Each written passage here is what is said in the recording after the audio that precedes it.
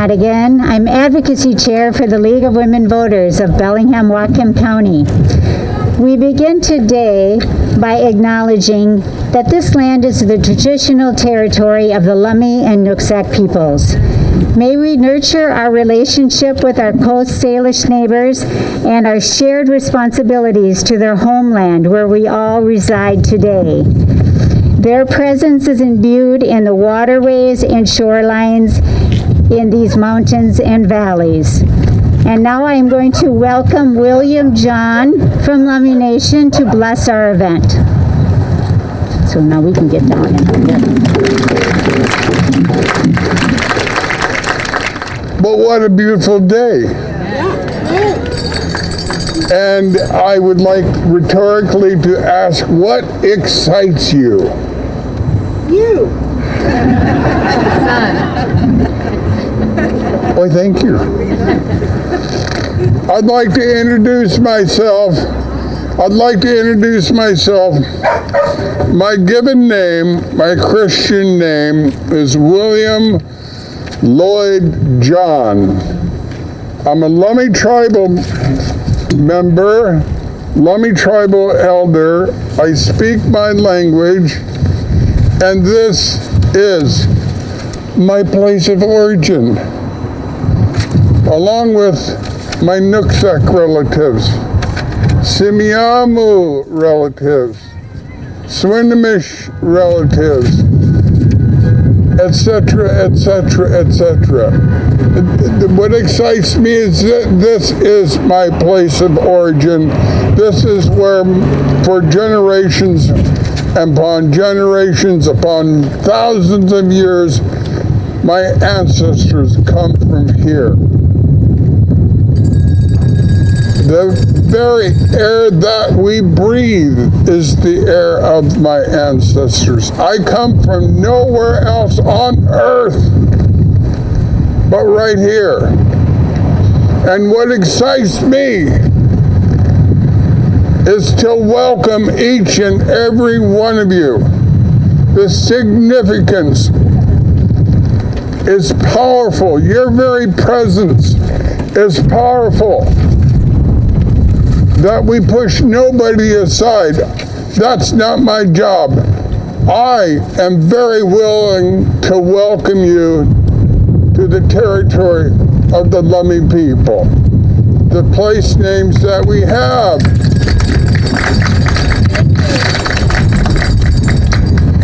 And I'm going to sing a welcome song in just a second.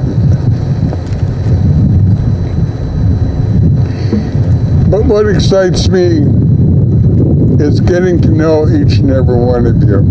We all have our stories of why we are here, what brought us, where we come from. I mean, the point of conception of our mothers and our fathers. Conception, mother's fertile egg and our father's sperm. That point at which we come from. And I know I can't assume that each and every one of us understands that. But that's going on and it's been happening for millennia upon millennium upon millennium. The further excitement to me is who started it. The great mystery. The greater mystery, the Huelcan. We come from the sacred, we return to the sacred. That means all races of people, all our relatives. Siam and the Skelecha Siam, Haishka at Huyan Nakwakwal Diakais.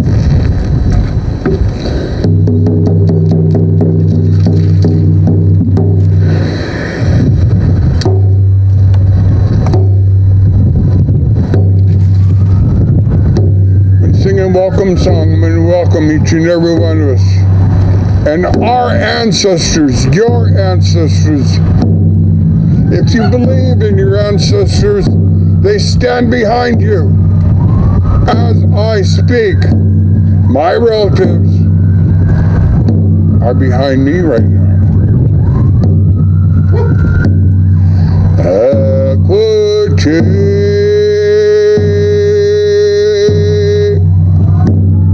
nostalgia, eccoci, nostalgia.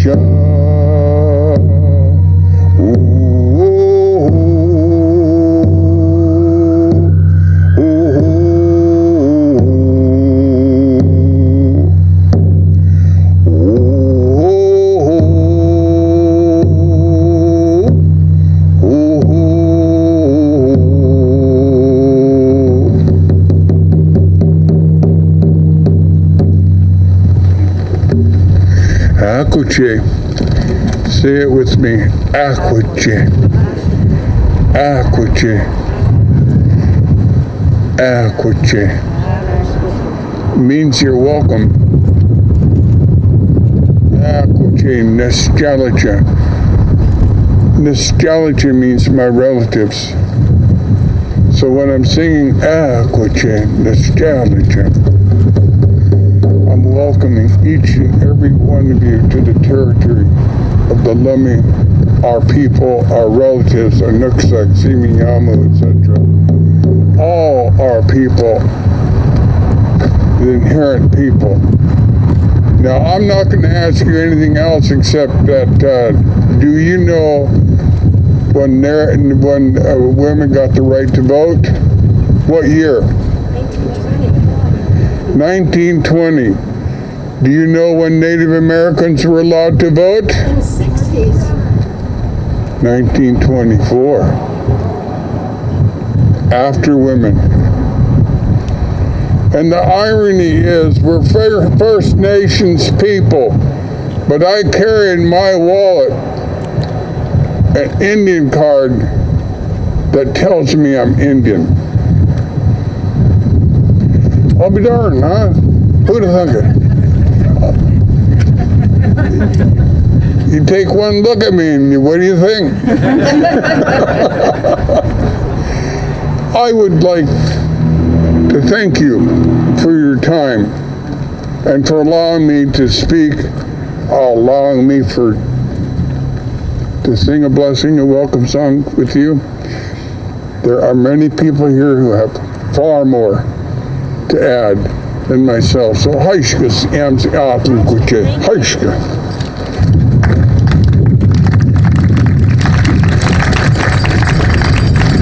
Thank you so much, William John. The League of Women Voters' mission is to empower voters and defend democracy. Membership in the League is open to women and men. We provide and work from facts. We do not support or oppose political parties. We want everyone to vote so our elected leaders represent our entire community. Thank you to all of the volunteers who helped make this day possible. And thank you for joining us today. I will now introduce Shovia, who is the chair of the Racial Equity Healthy Democracy Issue Group and will be our MC for today.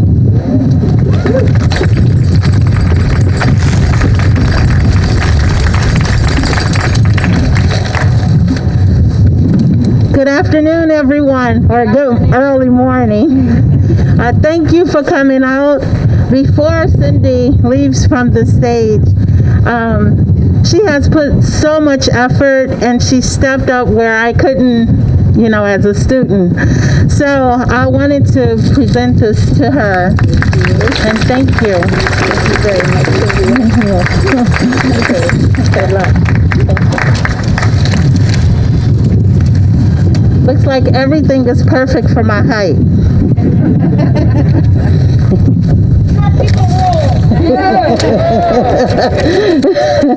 But I love tall people. Okay. I am standing here today on the shoulders of my ancestors. John Lewis, Martin Luther King, all of them. I am here to push their agenda. I am here to fulfill their dreams. We must protect the right to vote for all American citizens. The John Lewis Voting Rights Act Amendment S1, establishing a targeted process for reviewing voting changes in jurisdictions nationwide, focused on measures that have historically been used to discriminate against voters. The S1 for the People Act Bill is scheduled. Do you hear me? It is scheduled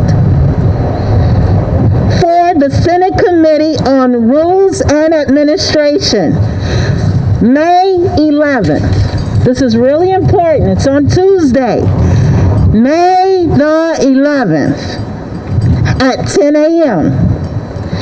If you all please go and sign up, John Lewis Day of Action.org. When you go there, they'll give you a traction so you can keep track, because many of us have to work and have school. So that's John Lewis Day of Action, all one word, .org. It is not about party. It is about policy. Let's save our jewel of democracy, the right to vote for all Americans. Shame on the states that feel creating a solution in search of a problem. It's not acceptable. We must secure the right to vote. Watering the seeds of June 6th, the sedition, we must dehydrate that. We must dehydrate this growth. It goes against our democracy. Thank you. Yes. The audacity to make it appear like we don't have protections already. I'm sure you see this in the media. In places, through political performance, reintroducing, repassing already existing bills. It's not okay. We already have our protections in place. It is our civic duty to pay attention to policies and make sure we defeat voter suppression.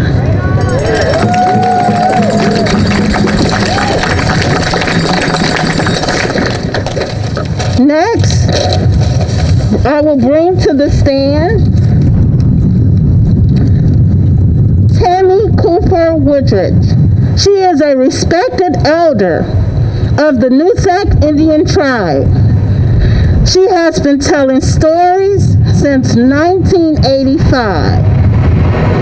She's a proud mother of 17 grandkids and 2 great-grandkids.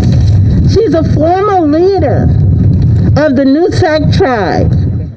Lao Tilsiaya, Tamala Talsqui, Talitakwa Nooksack. Hello, my friends.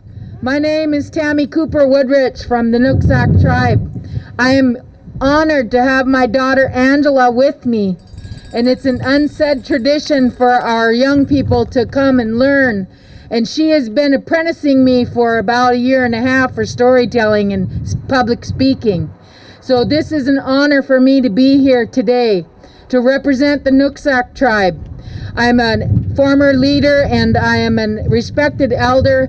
And one of the things about the job of being a respected elder is to be a leader.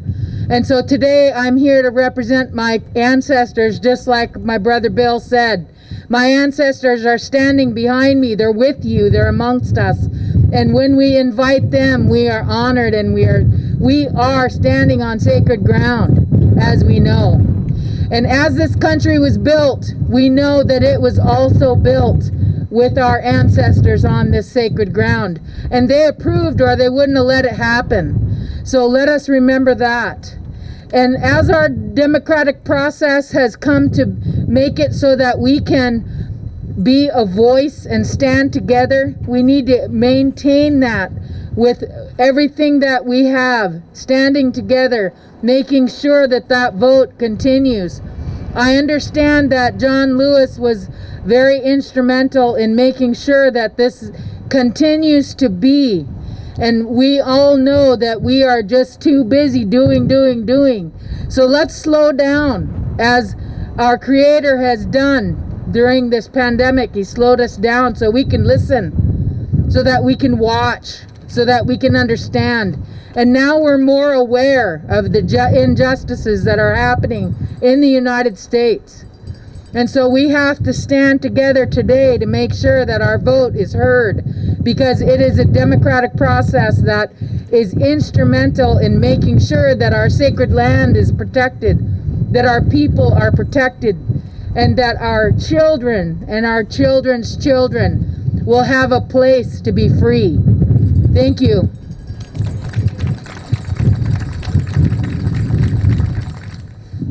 Thank you for that wonderful message. Next, we will have Deanna Davis. Deanna Davis is a community leader and activist, also a board member of the Unity Committee and board member of the Human Rights Task Force. Please, Deanna. Thank you all that have gathered here today to support our right to vote. Voting rights have been under attack for centuries. During the century-long Jim Crow era, tools like intimidation, literacy tests, violence, poll tax, and grandfather clauses were used to prevent minority population from voting in the South. The original Constitution left voting rights up to the states to decide. On March 7, 1965, the late Reverend Martin Luther King Jr.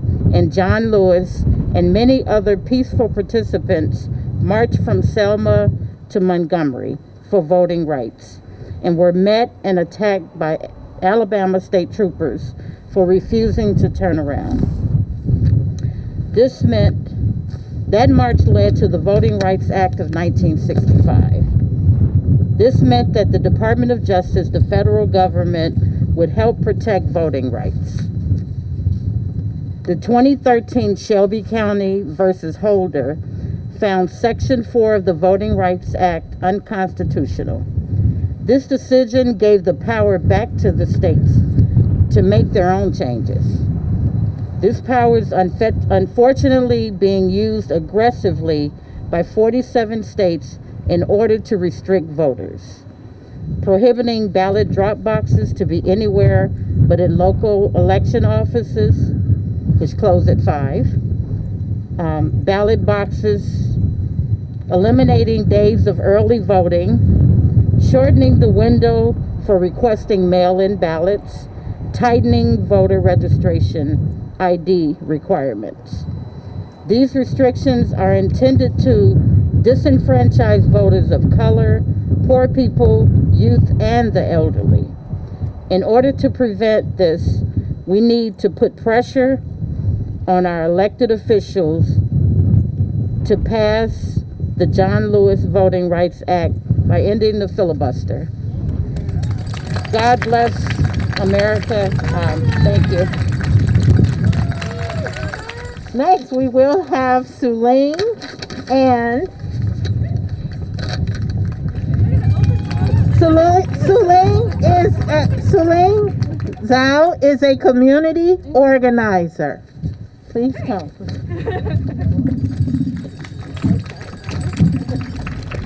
I don't think I've ever been more nervous in my life than to have to open for Rosalinda. So here we are. Hi folks, I would love to talk to you today about what it took for me to cast my first ballot. So I am a Chinese American woman. My mother immigrated in the 80s here. And as Chinese Americans, our right to vote wasn't something we got right away here in this country. So in 1875, the Page Act made Chinese women specifically illegal.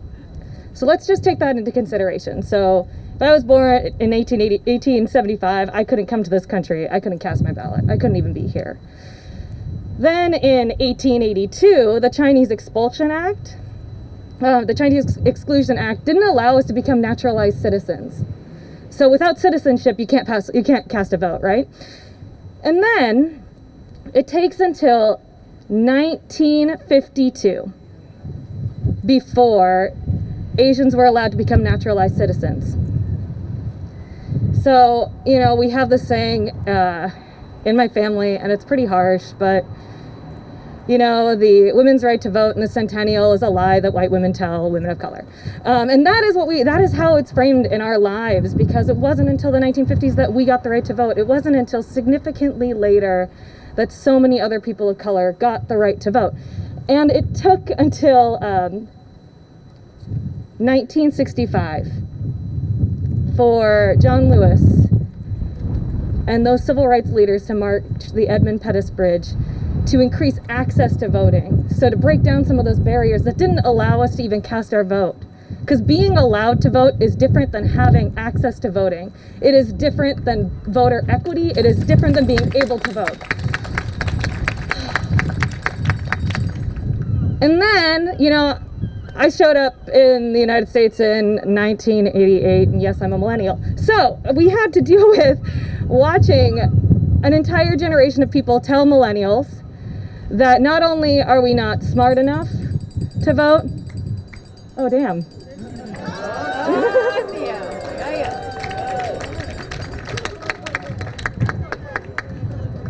If that doesn't come out of the hands of the Creator, I don't know what does.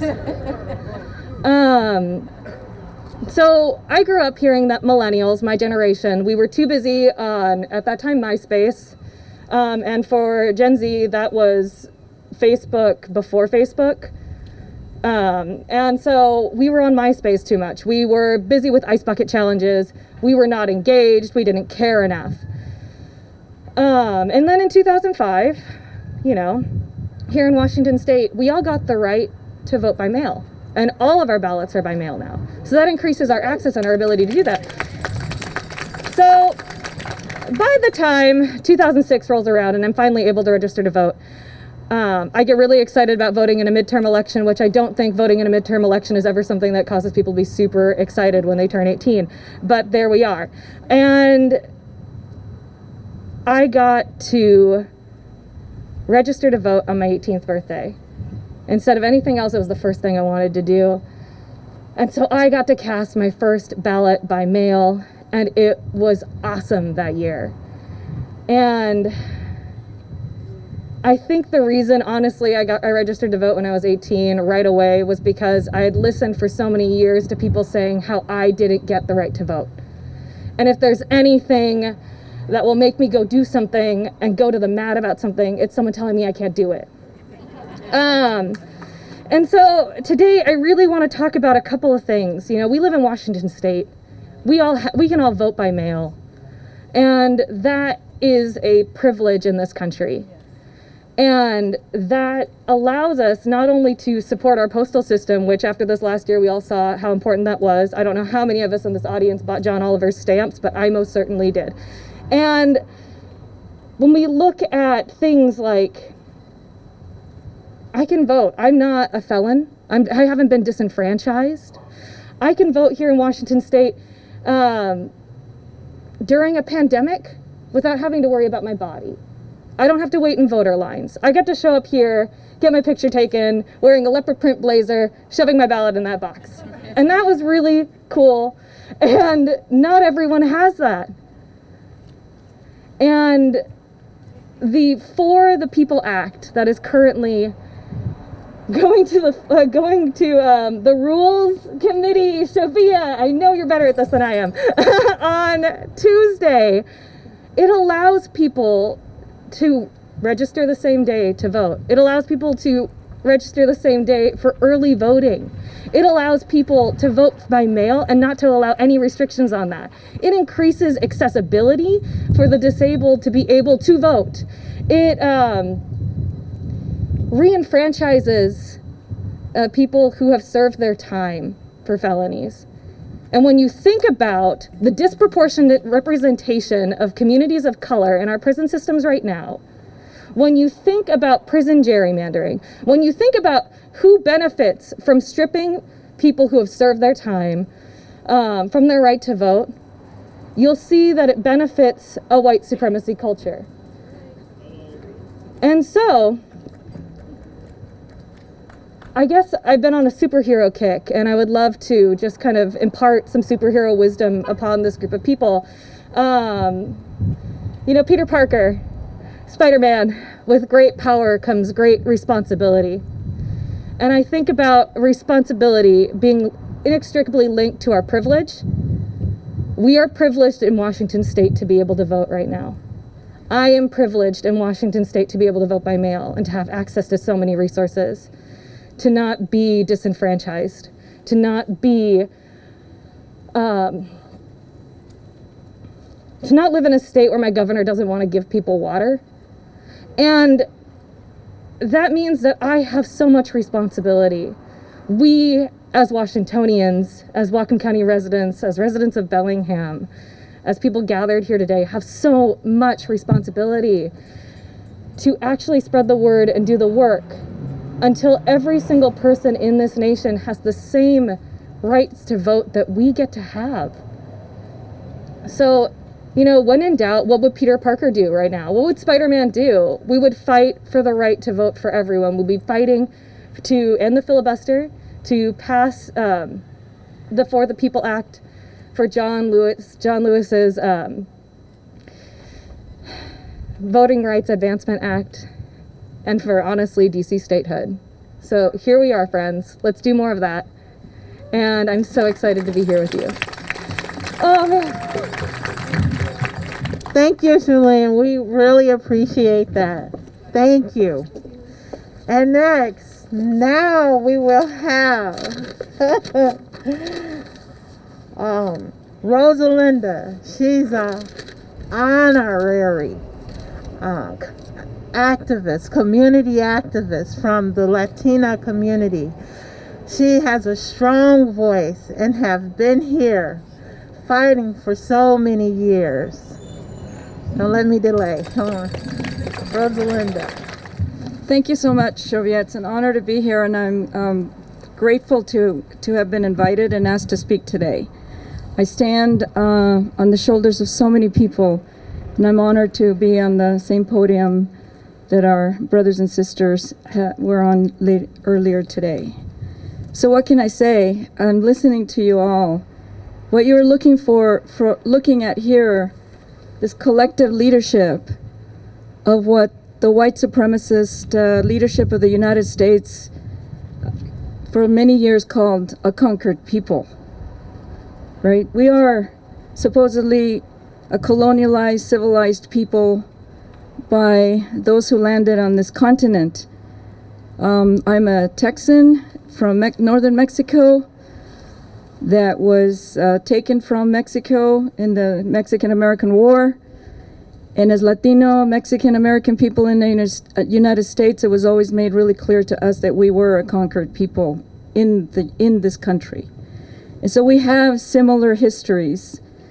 Our hearts and our spirits feel the unfairness and the oppression, but at the same time, our spirits have within us the knowledge that we are part of this land, and that who we are as a people, all of us, are what keeps this land together and what keeps us all together. This is a place, this is our battleground. These are the type of warriors that we have to be. The warriors of love, peace, the warriors of fairness, of equity, but not cowardly. We need to have courage the way that we have been shown by the civil rights leaders like Cesar Chavez and others. John Lewis showed us that perseverance and consistency of moving forward. All the time we have to continue to vote. People vote with their dollars. And I'm going to say it again. Corporations are voting now, and don't they have like the right as regular people now? I mean, listen to what's happening.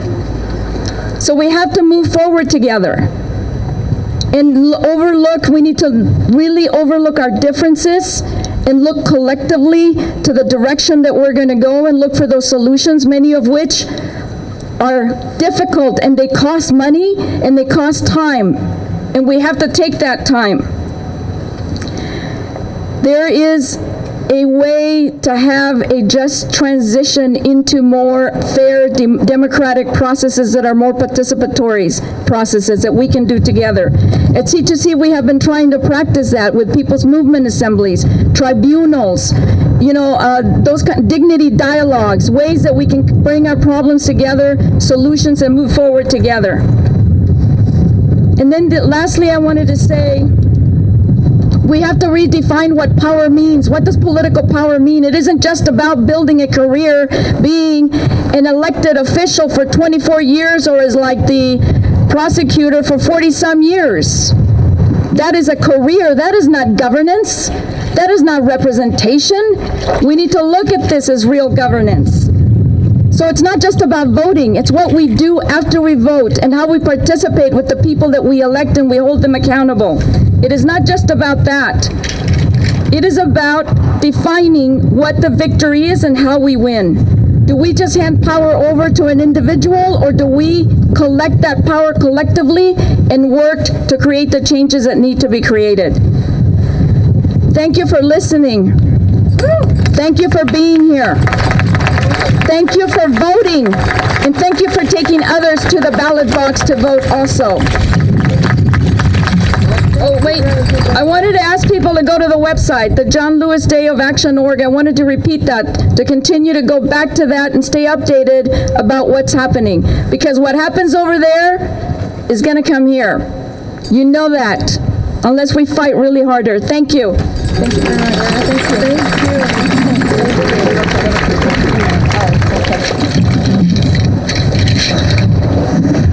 Thank you, everyone. Thank you, all of the speakers today. Thank you.